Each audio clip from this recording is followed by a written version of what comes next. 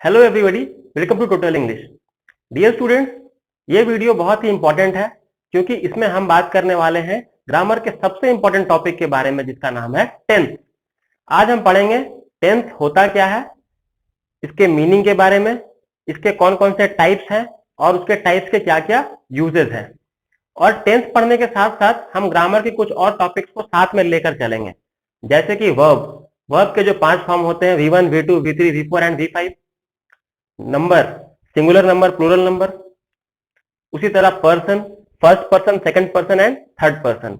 अब आप सोचेंगे कि इतने सारे टॉपिक्स को एक साथ पढ़ने से टेंस का चैप्टर तो बहुत कॉम्प्लिकेटेड हो जाएगा, पर नहीं, टेंस का चैप्टर जो है वो और आसान हो सके इसलिए हम इन सारे टॉपिक्स का रेफरेंस लेंगे, इनका हेल्प लेंगे और इससे आप सारे टॉपिक्स को अच्छे से समझ जाएंगे। तो वीडियो के एंड तक बने रहें और बिल्कुल आसानी से आपको टेंस के सारे कंसेप्ट आज क्लियर होने वाले हैं। So let's start this video.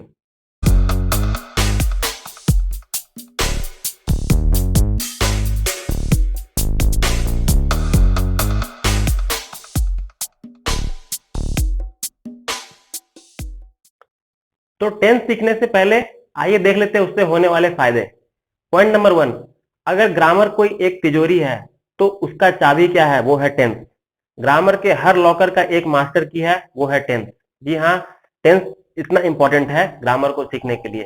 Point number two ये है कि अगर आप एक स्कूल गोइंग स्टूडेंट है, कॉलेज गोइंग स्टूडेंट है या फिर आप एक कॉम्पिटिटिव एग्जाम की प्रिपरेशन कर रहे हैं, आपको बेस बनाना बहुत जरूरी है। और बेस किससे बनता है? वो टॉपिक का नाम है टेंस। तो कोई भी एग्जाम निकालने के लिए आपको बहुत जरूरी हो जाता है टेंस का नॉलेज होना। चलिए, पॉइंट नंबर 3 है कि इससे आपका स्पोकन इंग्लिश बहुत ज्यादा इंप्रूव हो जाएगा। स्पोकन इंग्लिश जो लोग स्टूडेंट जो चाहते हैं बोलना, इंग्लिश को नहीं बोल पाते अच्छे से, उन्हें टेंस का नॉलेज रखना बहुत ज्यादा जरूरी है। 4th नंबर पॉइंट क्या है कि इससे आपका राइटिंग स्किल बहुत इंप्रूव होगा। राइटिंग स्किल का जरूरत कहाँ कहाँ पड़ता है? स्कूल से लेके कॉलेज से लेके हर टाइप के डिस्क्रिप्टिव एग्जाम्स में आपको लिखना ही पड़ेगा। सही सही सेंटेंस लिखना है तो टेंस को सीखना बहुत जरूरी है। तो ये सारे फायदे हैं। तो let's come to the point. What is a tense? Tense क्या है, इसके मीनिंग को समझते हैं। उसके लिए हम कुछ एग्जाम्पल्स का हेल्प लेंगे, फिर उसके डेफिनेशन को बहुत आसानी से हम समझ जाएंगे। Example number 1, I write a letter. Number 2, I wrote a letter yesterday. Number 3, I will write a letter tomorrow. इन सारे सेंटेंसेस में हमें क्या पता चल रहा है कि एक काम तो कॉमन है, हर सेंटेंस में हो रहा है। वो काम है लिखने का। क्या लिखा जा रहा है? लेटर लिखा जा रहा है। तो काम क्या हो रहा है? Write, wrote, will write. लेकिन इसे पढ़ने से हमें यह पता चल रहा है कि जो काम जो हो रहा है वो अलग अलग समय में हो रहा है। जैसे कि विल राइट, ये जो वर्ब है क्या क्या है? Write, wrote, will write. ये तीनों सेंटेंस अगर हम निकालते हैं तो राइट का मतलब है ये प्रेजेंट की बात हो रही है, कहने का मतलब है कि काम अभी हुआ है। उसी तरह रोट के बारे में देखें तो वो पास्ट के बारे में बताता है, जैसे कि मतलब कि काम पहले हुआ था। और विल राइट का मतलब ये फ्यूचर को बताता है, मतलब काम अभी हुआ नहीं है, वो तो अभी होगा। तो ये सारे वर्ड्स क्या हैं? ये सारे वर्ब्स क्या हैं? ये इंडिकेट करते हैं समय को। तो टेंस का काम भी तो यही है कि वो ये बताता है कि काम किस समय में हुआ है। बस यही है टेंस की डेफिनेशन।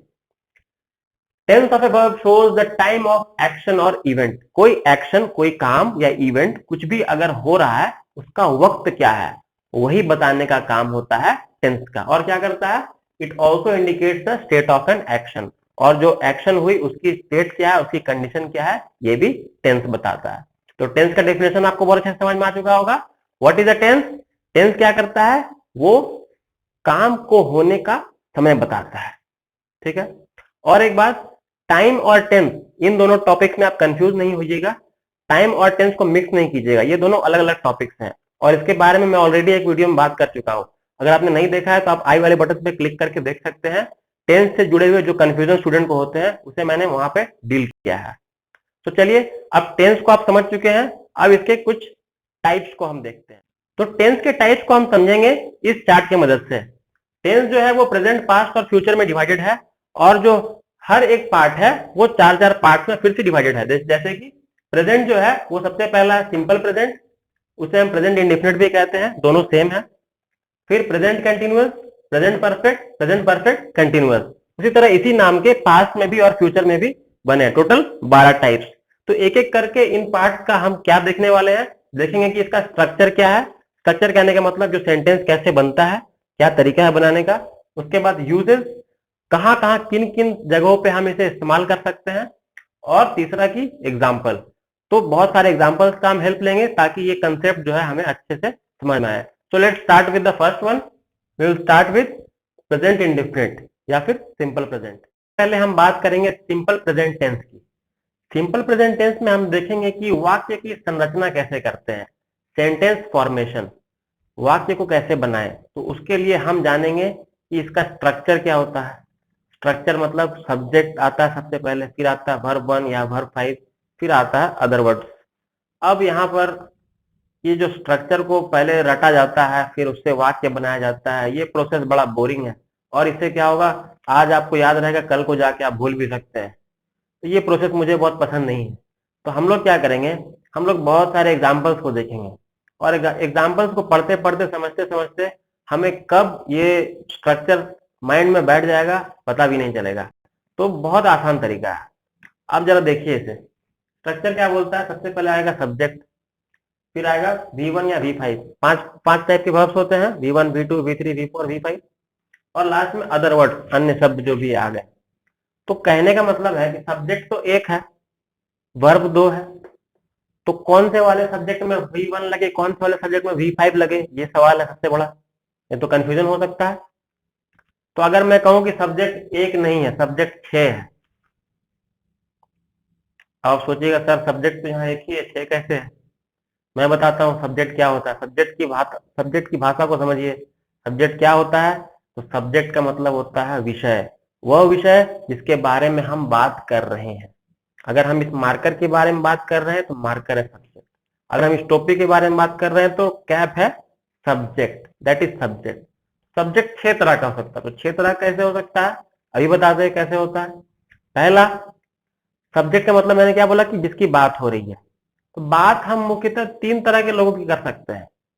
पहला अपनी, दूसरा आपकी, या तो मैं अपनी बात बोलूंगा मेरे पास ये है वो है, या तो मैं आपकी बात बोलूंगा आप अच्छे लग रहे हैं आपके पास ये है, या तो मैं अपनी ना आपकी, मैं तीसरे किसी की बात करूंगा, वो ऐसा है वो वैसा है। यही यही 3 तरह की बातें हो सकती हैं।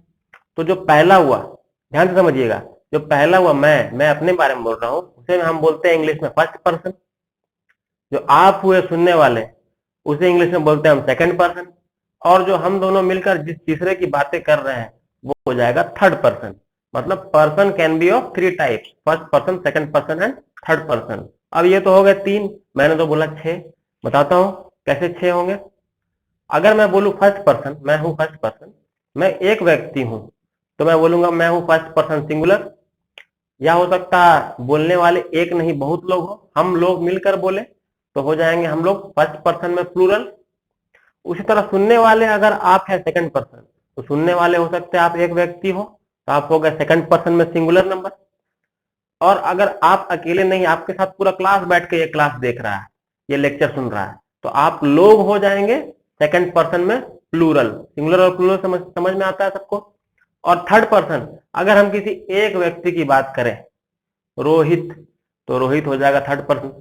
अगर हम पूरे के पूरे ग्रुप ऑफ बॉयज की बात करें, वो लड़कों का ग्रुप ऐसा है वैसा है, तो वो हो जाएंगे थर्ड पर्सन में प्लूरल। तो कुल मिलाकर कितने हो गए, 6 हुए ना, first person, second person, third person. अब इसमें भी 2 2 2, तो 3 इंटू 2 हो गए 6। अब इसे अभी भी नहीं समझ में आया तो इस चार्ट को देखिए, बिल्कुल समझ में आ जाएगा। अभी मैंने बोला फर्स्ट पर्सन आई, अगर मैं एक हूं तो सिंगुलर। अगर हम बहुत सब हैं, हम सब बोल रहे हैं, तो प्लूरल हो गए। सेकंड पर्सन यू, आप सुन रहे हैं। अगर आप लोग सुन रहे हैं मतलब प्लूरल, तो उसको भी इंग्लिश में हम यू ही लिखते हैं। थर्ड पर्सन में एक व्यक्ति की, एक जन की बात कर रहे हैं, वह यह इस तरह बोलेंगे, या किसी का नाम लेकर बोलेंगे, ही शी इट, या किसी का नाम। और दे मतलब वे लोग। अब केस ये हो गया कि सब्जेक्ट है हमारे पास 6 और वर्ब है हमारे पास 2। तो सर अभी भी तो कंफ्यूजन है, कौन सा वाले सब्जेक्ट में कौन सा वाला वर्ब लगेगा, उसे भी सॉर्ट आउट करते हैं। चलिए अब एग्जाम्पल्स को देखते हैं जरा। क्या एग्जाम्पल है पहला? Akshay goes to college, Akshay college जाता है, अक्षय कॉलेज जाता है। ये सारे एग्जाम्पल सिंपल प्रेजेंट टेंस से ही बनाए गए हैं। फिर दूसरा एग्जाम्पल है आई गो टू कॉलेज, तीसरा एग्जाम्पल है यू गो टू कॉलेज, चौथा एग्जाम्पल है दे गो टू कॉलेज, पांचवा एग्जाम्पल है शी गोज टू कॉलेज। यहाँ पर हम देख रहे हैं कि सब्जेक्ट लगातार चेंज होते जा रहा है, क्योंकि मैंने बोला कि सब्जेक्ट 6 तरह के हो सकते हैं, उसमें से कुछ कुछ सब्जेक्ट को मैंने यहाँ पे लिया ताकि आपका कंसेप्ट बिल्कुल क्लियर हो जाए। तो अक्षय गोज टू कॉलेज, अब आप बताइए अक्षय क्या है? किसी का नाम है। अभी मैंने बोला किसी का नाम रहे तो किसमें आएगा? नाम है तो थर्ड पर्सन होगा, और थर्ड पर्सन में सिंगुलर नंबर। तो थर्ड पर्सन में सिंगुलर नंबर के साथ कौन सा वर्ब लगेगा? तो वर्ब लगेगा V5। V5 क्या होता है? V5 कुछ नहीं होता है, अगर V1 में हम S या ES लगा दे तो उसे V5 कहते हैं। V1 क्या है? गो, गो है ना मेरा वर्ब, इसमें मैं ES लगा दूं तो क्या बन जाएगा? गोज। ठीक है। कोई मान लीजिए वर्ब है प्ले, प्ले में मैंने S लगा दिया तो हो गया प्लेज, तो उसका V5 हो गया। ठीक है। उसी तरह गो का हो गया गोज। तो V5 लगेगा कब? जब थर्ड पर्सन का सिंगुलर नंबर रहे। बाकी सारे जगहों में हम V1 को लगाते हैं। हमारे पास दो केस था ना, या तो V5 या तो V1। तो V5 का हमें सॉल्यूशन मिल गया।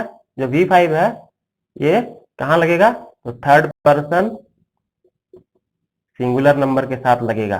ठीक है। और बाकी केसेस में आई क्या है? आई तो फर्स्ट पर्सन है, फर्स्ट पर्सन सिंगुलर, आई के साथ V1। यू, यू क्या है? सेकंड पर्सन, यू के साथ भी V1। देखिए V1 है ना, गो V1 है। दे, दे क्या है? दे भी थर्ड पर्सन है, लेकिन थर्ड पर्सन में प्लूरल है, तो इसके साथ भी क्या लगा? गो। शी के साथ गोज, ये V5 है, तो शी क्या है? शी तो थर्ड पर्सन सिंगुलर नंबर है। तो अभी हमने क्या देखा कि जो V1 और V5 लगाने का जो कंसेप्ट है, इसको हमने सॉल्व कर दिया है। क्या सॉल्व कर दिया है? कि V5 सिर्फ एक ही केस में लगेगा, वो है थर्ड पर्सन सिंगुलर नंबर। ठीक है। थर्ड पर्सन सिंगुलर नंबर, ये वाला बॉक्स, और बाकी जितने बॉक्स बच गए सब में आंख बंद करके V1 लगा दीजिए। अब आप समझ गए कि सेंटेंस कैसे बनाएंगे सिंपल प्रेजेंट टेंस में। सिंपल प्रेजेंट टेंस में सेंटेंस बनाने आप सीख गए हैं, तो अब हम कुछ एग्जांपल्स को देखते हैं। कुछ यूजेस को हम देख लेते हैं कि इसे हम कहाँ कहाँ पर इस्तेमाल कर सकते हैं। हमारे पास कुछ सेंटेंसेस दी गई हैं जिससे हम इसके पैटर्न को समझेंगे। पहला सेंटेंस है I get up every morning at 6 o'clock। मैं हर सुबह 6 बजे उठ जाता हूँ। ठीक है। तो ये किसी की हैबिट को बता रहा है। हैबिट, इसे हम हैबिचुअल एक्शन भी कह सकते हैं। तो जैसे कि कुछ और एग्जांपल्स आप ले सकते हैं, मैं हमेशा सच बोलता हूँ, पोस्ट ऑफिस 10 बजे खुल जाता है। ठीक है। तो ये सारे सेंटेंसेस क्या है? वो नित्य होने वाली क्रियाएं हैं, रोज़ होते हैं, ये आदत है, हैबिट्स है, इसे हम कह सकते हैं। ठीक है। नेक्स्ट सेंटेंस है the earth moves round the sun. ये क्या बताता है? कि अर्थ जो है वो सन के चारों ओर घूमता है। तो ये एक यूनिवर्सल ट्रूथ है। अब यूनिवर्सल ट्रूथ क्या होता है? यूनिवर्सल ट्रूथ कहने का मतलब कि वो चीज़ जो हर जगह एक्सेप्टेबल है, यूनिवर्सली वो एक्सेप्टेबल है, वो एक सच है। जैसे कि 2 और 2 जोड़ने से 4 होते हैं, 2 and 2 make 4। Honesty is the best policy. ये सब क्या? ये सब यूनिवर्सल ट्रूथ्स हैं। तो इन सब को बताने के लिए भी हम सिंपल प्रेजेंट टेंस का यूज़ करते हैं। Next example, he goes to Mumbai next week. वह मुंबई अगले सप्ताह जाएगा। तो जाएगा, ये एक फ्यूचर इवेंट की बात हो रही है, लेकिन यहाँ पर यूज़ किया गया ही गोज़, मतलब वर्ब 5। तो वर्ब 5 क्या है? सिंपल प्रेजेंट टेंस है। तो मैंने ये बात पहले अपने वीडियोज़ में बताया है कि आप एक टेंस की मदद से अलग अलग टाइम को डिस्क्राइब कर सकते हैं।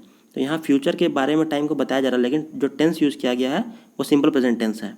ठीक है। तो ये एक एक्सेप्शनल केस है। आगे देखते हैं, here comes the bus, there goes the train. ये सब एक्सक्लेमेटरी सेंटेंसेस, आप देख सकते हैं एक्सक्लेमेटरी साइंस यहाँ लगे हुए हैं, और हेयर देयर इसका यूज इस्तेमाल किया गया है।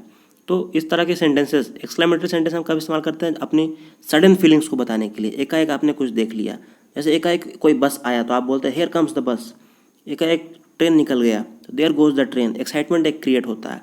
तो ऐसे सेंटेंसेस को बताने के लिए हम यहाँ पर सिंपल प्रेजेंट टेंस का यूज़ करते हैं। कुछ और एग्जांपल्स यहाँ पर दिए गए हैं, देख सकते हैं। Kids says a thing of beauty is a joy for ever. Kids कहते हैं, किड्स कौन है? किड्स इंग्लिश के एक बहुत ही महान पोएट थे। तो ये कहते हैं a thing of beauty is a joy for ever. जो थिंग ऑफ ब्यूटी है, जो खूबसूरत चीज़ है, वो सदा के लिए है। ठीक है। तो ये इनके द्वारा कही गई एक स्टेटमेंट है, एक कथन है। तो स्टेटमेंट बताने के लिए भी हम सिंपल प्रेजेंट टेंस का ही यूज़ करते हैं। यहाँ पर हम कह रहे हैं किड्स कहते हैं। ठीक है। तो इस तरह यहाँ पे V5 का यूज़ किया गया है। अगला example, Shivaji's army now advances and the bloody battle commences. Shivaji की आर्मी अब बढ़ती है, एडवांसेस मतलब बढ़ती है, and the bloody battle commences, और जो खूनी जंग है वो शुरू होता है। अब ये देखिए शिवाजी की बात हो रही है, ये तो पास्ट इवेंट है ना, तो लेकिन पास्ट इवेंट को ज़्यादा विविड, रियल, मतलब इसे हम कह सकते हैं ज़्यादा इंटरेस्टिंग, ज़्यादा जीवंत बनाने के लिए हम सिंपल प्रेजेंट टेंस का यूज़ करते हैं। ऐसा लग रहा है जैसे शिवाजी की आर्मी अभी बढ़ रही है, लेकिन ये पास्ट में सब कुछ हो चुका है। ठीक है, चलिए और एक इंपॉर्टेंट चीज़ जानिए, एंड वर्ड्स क्या होते हैं। जो अगर हम हिंदी से इंग्लिश ट्रांसलेट कर रहे हैं तो ये बहुत काम आता है। अगर आप हिंदी सेंटेंसेस के एंड में देखिएगा, ता है, ती है, ते है, ता हूँ, ये सब आपको मिलेंगे, तो आप समझ जाइएगा कि वो सिंपल प्रेजेंट टेंस के सेंटेंसेस हैं। जैसे कि हमने जो पहले एग्जांपल्स देखे थे उसकी बात करते हैं। I get up every morning at 6 o'clock, मैं हर सुबह 6 बजे उठ जाता हूँ, तो एंड क्या हो रहा है, ता में हो रहा है। ठीक है, और उसके बाद पृथ्वी सूरज के चारों ओर घूमती है। ठीक है, ती है, तो ये सिंपल प्रेजेंट टेंस की बात है। उसी तरह बाकी जगहों पे भी ये इस्तेमाल होता है, लेकिन एक केस हमने ये भी देखा जहाँ पे ये यूज़ नहीं हो रहा था, जो था वो मुंबई अगले हफ्ता जाएगा, तो वहाँ पर गा आ रहा था, इसलिए वो एक्सेप्शनल केस था। हर जगह ऐसा होता है, कुछ एक्सेप्शनल केसेस भी होते हैं। प्रेजेंट टेंस में निगेटिव सेंटेंस और इंट्रोगेटिव सेंटेंस को कैसे बनाते हैं, अभी हमने जो जितना भी पढ़ा वो पॉजिटिव सेंटेंस के लिए था, जो कि subject plus V1+V5 plus other word, ये हमने बहुत अच्छे से सीख लिया है। अब निगेटिव बनाना, तो निगेटिव क्या होता है, निगेटिव में बस नॉट लगाना होता है, मतलब नकारात्मकता उसमें ऐड करना है, एक निगेटिविटी ऐड करना है, तो उसके लिए हम not, do not, does not, यही सब इस्तेमाल करते हैं। और इंट्रोगेटिव मतलब प्रश्नवाचक, जब हम किसी से सवाल पूछें, तो ये दो को हम जान लेते हैं। बहुत सिंपल है स्ट्रक्चर, देखिए सबसे पहले हम जो स्ट्रक्चर सीख चुके हैं ये है सब्जेक्ट प्लस V1 या V5 प्लस अदर वर्ड, ये सब्जेक्ट ये स्ट्रक्चर तो सबको पता है। अब देखिए इसमें निगेटिव मान लीजिए बनाना है, तो निगेटिव बनाने के लिए मैंने अभी क्या कहा, हमें क्या लगाना है, नॉट लगाना है, तो नॉट लगा देते हैं। तो सब्जेक्ट और वर्ब के बीच में एक नॉट लग जाता है, डू नॉट या फिर डज नॉट। देखिए सब्जेक्ट और वर्ब के बीच में नॉट लग गया, और फिर वर्ब के बाद अदर वर्ड।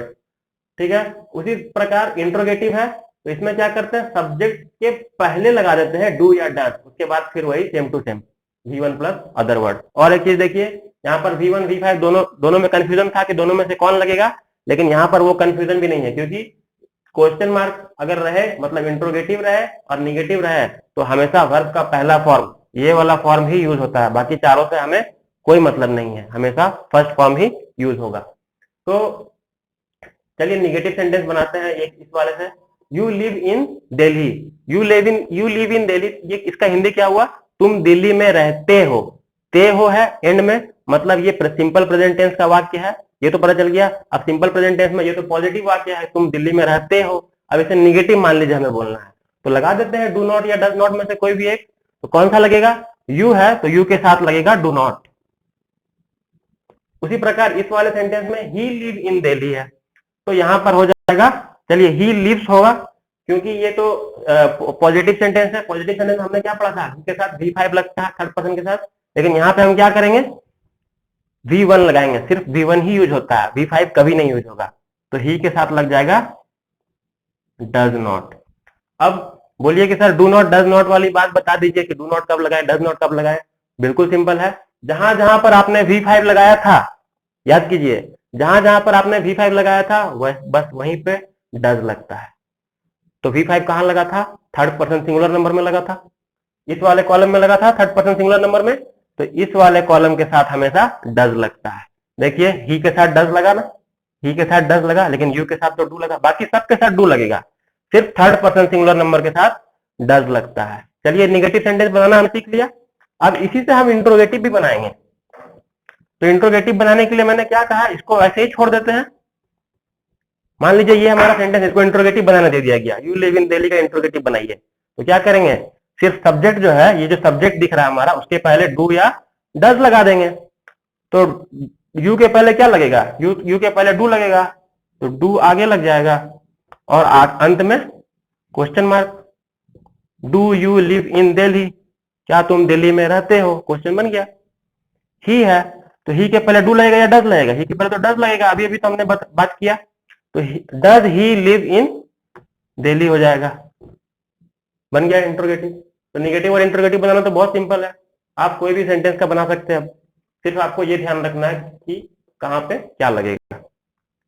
ये हो गई सिंपल प्रेजेंट टेंस की बातें। अब हम आगे बढ़ेंगे प्रेजेंट कंटिन्यूअस टेंस।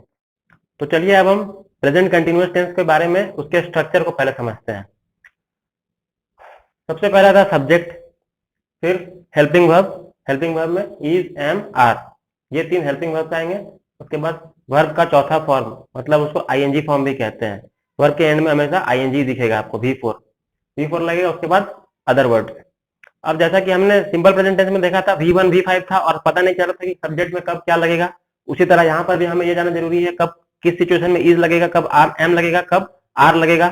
ये हम एग्जाम्पल की मदद से बहुत अच्छे से समझ जाएंगे। देखिए सबसे पहले जो सब्जेक्ट है, सब्जेक्ट हम जानते हैं 6 तरह के हैं। ये हमारे सामने है बॉक्स, ऑलरेडी हम देख चुके हैं। यहाँ पर हमने वर्ब पिक किया है रन।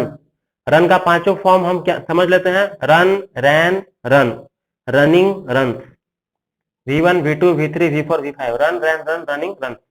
तो हमें क्या चाहिए यहाँ पर, हमें तो चाहिए V4। तो हमें इन चारों से कोई मतलब है नहीं, हमें तो ये वाला चाहिए। तो मतलब हमें काम के लिए प्रेजेंट कंटिन्यूअस टेंस में सेंटेंस बनाने के लिए हमें सिर्फ आईएनजी वाला फॉर्म का मदद चाहिए। तो रनिंग मिल गया हमें। चलिए वर्ब आ गया हमारे पास।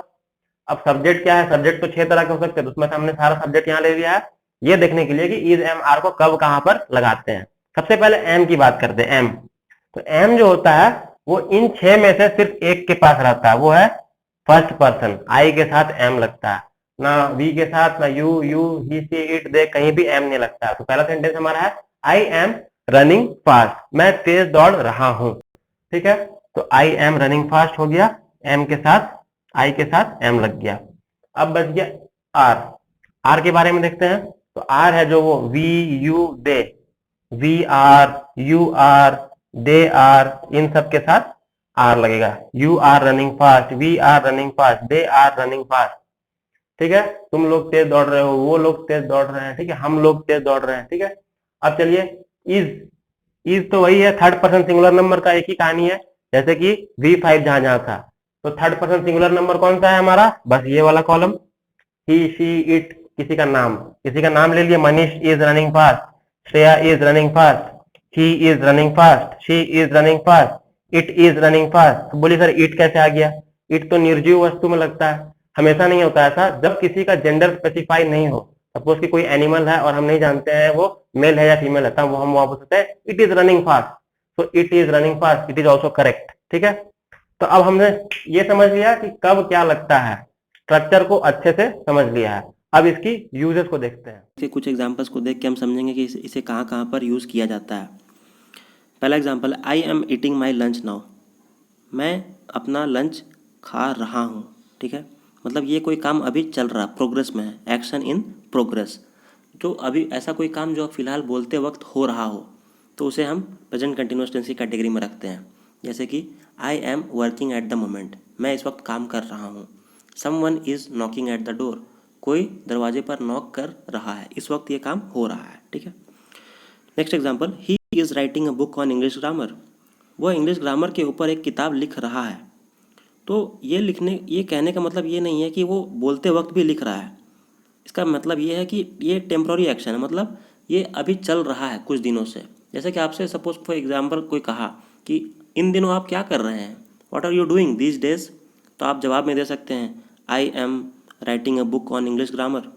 तो कहने का मतलब इन दिनों आप लिख रहे हैं, लेकिन बोलते वक्त आप नहीं लिख रहे हैं। ठीक है, तो ऐसे टेम्प्रोरी एक्शंस को बताने के लिए भी हम प्रेजेंट कंटिन्यूअस टेंस का सहारा लेते हैं। Next example, they are buying a new car soon, वे नई कार खरीद रहे हैं। खरीद रहे हैं मतलब वो प्लान कर रहे हैं खरीदने का। ये एक फ्यूचर एक्शन है जो कि प्लानिंग किया जा रहा है। बहुत सी चीज़ हम प्लान करते हैं फ्यूचर में करने का, तो वो लोग प्लान कर रहे हैं कि वो नई कार को खरीदने वाले हैं। ठीक है, तो ऐसे सेंटेंसेस के देखिए फ्यूचर एक्शन की बात हो रही है, लेकिन हो रहा काम प्रेजेंट कंटिन्यूअस टेंस में। ठीक है, चलिए अगला एग्जाम्पल देखते हैं, he is going to marry, वो शादी कर रहा है। तो ये एक लाइकलीहुड कहा गया है। लाइकलीहुड का मतलब क्या होता है, लाइकलीहुड का मतलब होता है कि जो काम अभी होने की संभावना है, चांसेस है। ठीक है, तो शादी करने की चांसेस हैं, तो इसलिए कहा जा रहा है he is going to marry. Ritu is going to meet her friends, तो रितु का ये इंटेंशन है। इंटेंशन मतलब रितु का ये इरादा है, उसकी ऐसी ऐसी प्लानिंग से ऐसी इरादा है कि वो अपने फ्रेंड से मिलेगी। ठीक है, तो मिलने वाली है, तो तो ये इज़ गोइंग यहाँ पर लिखा गया, देखिए V4 का इस्तेमाल फिर से किया गया है। जहाँ जहाँ पर V4 मिल जाएगा आप वहाँ पे आसानी से खोज सकते हैं। ये सारी चीज़ें प्रेजेंट कंटिन्यूस टेंस की बातें हैं। ये प्रेजेंट कंटिन्यूस टेंस के बारे में कुछ इंपॉर्टेंट बातें और हमें जाननी चाहिए, देख लेते हैं। एंड वर्ड्स का क्या है, इसका हिंदी में अगर हमें पहचानना हो कि प्रेजेंट कंटिन्यूस टेंस कौन से हैं, तो हम ये जान सकते हैं कि अगर एंड में रहा है, रही है, रहा हूँ ऐसे वर्ड्स आपको मिलते हैं तो आप समझ सकते हैं वो प्रेजेंट कंटिन्यूस टेंस है। जैसे कि पहला एग्जाम्पल था I am eating my lunch now, मैं अपना लंच कर रहा हूँ। ठीक है, तो इस तरह से हम इसे पकड़ सकते हैं, इसी तरह हम इसे खोज सकते हैं। चलिए, अब इम्पॉर्टेंट बात एक बहुत है, स्टेटिव वर्ब्स क्या होते हैं। स्टेटिव वर्ब्स, अब वर्ब कैसे पढ़ने लगे हम यहाँ टेंस पढ़ते पढ़ते, क्योंकि ये जो स्टेटिव वर्ब है इसका बहुत ज़्यादा यूज़ है यहाँ पर। स्टेटिव वर्ब्स ऐसे वर्ब्स होते हैं जिसका इस्तेमाल प्रेजेंट कंटिन्यूअस टेंस में नहीं किया जाता है। जैसे कि हम सारे वर्ब्स में आईएनजी जो लगा दे रहे हैं, तो ये आईएनजी लगाने वाला जो खेल है इन सब के साथ हम नहीं कर सकते हैं। ठीक है, तो ये स्टेटिव वर्ब्स हैं। तो स्टेटिव वर्ब्स होते क्या हैं जो प्रेजेंट कंटिन्यूअस टेंस में नहीं लगते। ये वर्ब का एक टॉपिक है, ये सेपरेट टॉपिक है, इस पर अलग वीडियो मैं जरूर बनाने वाला हूँ, आप जरूर देखिएगा। ठीक है, अब स्टेटिव वर्ब्स की कुछ कैटेगरी है, जैसे कि think, remember, believe, know, imagine, understand. ये ग्रुप ऑफ वर्ड है। ये क्या, ये किसी व्यक्ति की मेंटल एक्टिविटी को बताते हैं, मन में हो रही बात, सोचना, रिमेंबर, बिलीव, है ना। इमोशंस को बताते हैं ये बातें, love, hate, wish, hope, forgive, feel, desire, want, like, prefer. ये इमोशंस भावनाओं को बता रहा है। अगला ग्रुप है सी, हेयर, स्मेल, नोटिस, रिकॉग्नाइज। ये क्या, ये सेंस है, हमारे सेंस ऑर्गन्स ये सब चीज़ों को महसूस करते हैं। तो ये आप इसमें एक कॉमन चीज़ क्या देखिएगा, ये जितने भी स्टेटिव वर्ब्स हैं ये एक वर्ब तो है, लेकिन ये एक्शन आंखों के सामने होता हुआ आपको नहीं दिखता। ये फीलिंग्स है, ये बस अंडरस्टूड होते हैं, इसे हम महसूस करते हैं। तो इनके साथ हम आईएनजी नहीं लगाते हैं। तो अब सवाल है, सर अगर इनके साथ हम आईएनजी नहीं लगाएंगे तो इनको कहाँ यूज़ करेंगे। तो आंसर है इसका, इन्हें हम सिंपल प्रेजेंट टेंस में इस्तेमाल करेंगे। सिंपल प्रेजेंट टेंस के बारे में हमने ऑलरेडी पढ़ाई कर ली है, तो आप इन सब सेंटेंसेस का इस्तेमाल सिंपल प्रेजेंट टेंस के सेंटेंसेस में कर सकते हैं। ठीक है, जैसे कि कुछ एग्जांपल्स मैं बोलता हूँ, जैसे कि I like to eat mangoes. तो I am liking to eat mangoes नहीं होगा, I like to eat mangoes हो सकता है। ठीक है, she prefers to eat junk food, she is preferring to eat junk food नहीं होगा, she prefers to eat junk food होगा। ठीक है, तो ये एक बहुत इंपॉर्टेंट बात है, आप इस ग्रुप को अच्छे से देख लें या स्क्रीनशॉट लेके रख लें, इसे अच्छे से नोट कर लें।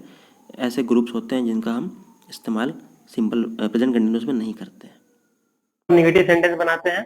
इंट्रोगेटिव नेगेटिव सेंटेंस का स्ट्रक्चर क्या है इसका, इंट्रोगेटिव क्वेश्चन वाले जो भी सेंटेंस है, सबसे पहले इसको देखिए, subject plus is am are plus V4 plus other word. ये हमारा नॉर्मल जो पॉजिटिव सेंटेंस है उसका स्ट्रक्चर। ये आपको अच्छे समझ में आ गया है, रहा है, रही है, रहा हूं, ये सारे सेंटेंसेस प्रेजेंट कंटिन्यूअस वाले हैं।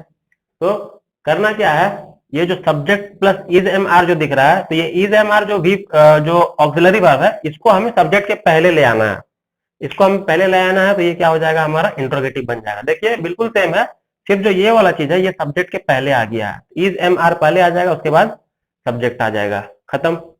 V4 plus object. निगेटिव में क्या करना है, निगेटिव में क्या करना है, तो ये वाला इसको देखिए, सिर्फ इस निगेटिव में हम हमेशा नॉट बैठाते हैं। अब नॉट को कहां बैठाना है, तो सब्जेक्ट और इज एम आर और V4 के बीच में। तो इज एम आर और V4 के बीच में यहाँ पे नॉट बैठाना है, बाकी सब सेम रहेगा। बस यही तो करना है। आइए बनाते हैं, बहुत सिंपल है बनाना। I am wasting my time in gossip. मैं गॉसिप करके, बातचीत करके अपना वक्त बर्बाद कर रहा हूं। रहा हूं मतलब present continuous tense. Present continuous tense है, ये तो कंफर्म है। तो अब इसे हम चलिए निगेटिव पहले बनाते हैं। तो निगेटिव बनाने के लिए मैंने क्या बोला, नॉट को लगाना है। नॉट कहां लगेगा, तो ये हेल्पिंग वर्ब वाले कॉलम के बाद लगेगा। तो हेल्पिंग वर्ब दिख रहा है हमें, एम के बाद नॉट लग गया। I am not wasting my time, मैं अपना वक्त नहीं बर्बाद कर रहा हूं गॉसिप करने में। चलिए इसको निगेटिव बनाते हैं। तो क्या करना है, हमें नॉट लगाना। नॉट कहां लगेगा, इसके बाद लगेगा। तो इज दिख गया हमें। चलिए he is waiting for his father, तो he is not waiting for his father, ये बन गया निगेटिव। वो अपने पिता का इंतजार नहीं कर रहा है। अब बनाते हैं इंट्रोगेटिव। इंट्रोगेटिव में क्या कहा गया कि ये जो इज एम आर जो भी हेल्पिंग वर्ब है, इसको सब्जेक्ट के पहले ले आना है। तो I am wasting my time in gossip की जगह एम को क्या करेंगे, एम को यहां नहीं रख के एम को यहां ले आएंगे। Am I wasting my time in gossip, और अंत में क्वेश्चन मार्क। क्या मैं अपना समय बर्बाद कर रहा हूं गॉसिप करने में, ये एक सवाल है। Am I wasting my time. उसी तरह ही इज है, तो इज यहां से हटके कहां आ जाएगा, अगर हमें क्वेश्चन बनाना है तो ये हट जाएगा। Is he waiting for his father, question mark. Is he waiting for his father, क्या वो अपने पिता का इंतजार कर रहा है, बन गया सवाल। बस बड़ा सिंपल था क्वेश्चन बनाना। और भी आप जितने सेंटेंसेस, जितने मैंने एग्जांपल अभी यूजेस में जितने एग्जांपल्स दिए, उनके इंट्रोगेटिव और नेगेटिव बनाने का कोशिश कीजिए, बहुत सिंपल है। सो स्टूडेंट्स, टेंस के लेक्चर का ये वीडियो का फर्स्ट पार्ट था। बाकी के टेंस के पार्ट्स को हम अपने आने वाले पार्ट में कवर करने वाले हैं, तो हमारे साथ बने रहें। और ये वीडियो अगर आपको अच्छा लगा हो, सारे कंसेप्ट अच्छे से समझ में आ गए हो, तो अपने फ्रेंड्स के साथ भी शेयर करें और उन्हें भी पढ़ने का मौका दें। और इस चैनल को जरूर से जरूर सब्सक्राइब कर दें। Thank you so much.